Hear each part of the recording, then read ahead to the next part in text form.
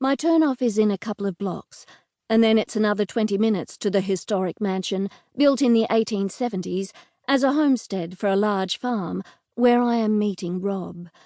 It's been nicknamed the Castle for as long as I can remember, a joking reference to the pretensions of the landowners who built it in the 1870s. It is almost time for another apologetic text, when the Sticker family lady decides she's had enough driving and reverses to park.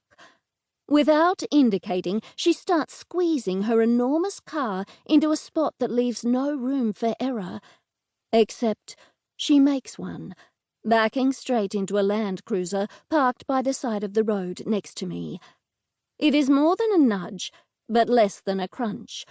Her mouth is reflected in her rearview mirror, and I read the emotions. The roundness of the initial shock, the downward sag of realization, then the guilty glance over her shoulder, as if trying to assess the damage. Almost as quickly, she faces forward, lips determined, and rejoins the traffic. Beside me, the Land Cruiser's door opens. A man gets out, ripped jeans, a loose t-shirt, mid-brown hair cropped close to his head, a widow's peak, clutching a cell phone. He is so angry it has a cartoonish quality, as if a black cloud hangs above his head. He throws the phone inside his car and slams the door. Not stopping to check for damage, he marches stiff-legged around my bumper. By the time he reaches her, he is shouting. "You stupid fucking bitch!" he yells. "You were going to drive away."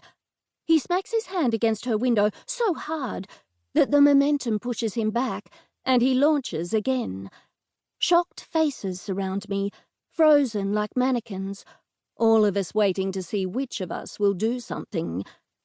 His voice sounds familiar.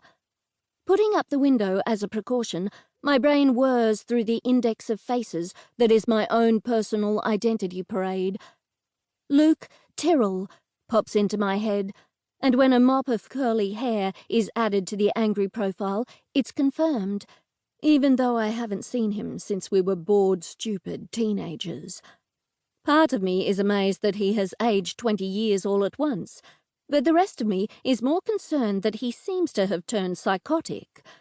If the woman in front of me had any brains, she would do a U-turn and drive off, but the car, too clean, too new, suggests she isn't local.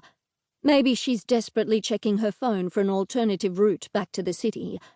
Maybe she's just frozen. Now Luke is pulling on her door handle, but it's locked, so he kicks the door instead, a nasty, vicious kick designed to dent. The woman is getting out of her seat, scrambling onto the passenger side. Luke launches himself onto the hood, slamming his hands against her windshield, his face distorted. He is hitting so hard that the car is actually rocking. The Sticker family cheerfully wobbles, as if they're waving goodbye. Do I call the police? The station is only a couple of streets away, within running distance, but it might be shut, with those on shift out along the coast. The public expects the police to be genies, magically summoned with a phone call. Still, there is a chance they could be nearby, up on the highway in a booze bus, or raising revenue by issuing speeding tickets. I hunt around the car for my discarded phone, which has somehow managed to slip between the seats and fall into the footwell behind me, out of reach. How long has all this taken? A minute? 2? Luke is on fast forward when everyone else is caught on pause. My clumsy hands open the door and I stumble onto the road. I don't even know what my plan is. Call out to him and say, "Hi, it's me, Eliza. Remember when?" In the Mini behind me is a teenage girl, a learner's permit stuck to her windshield.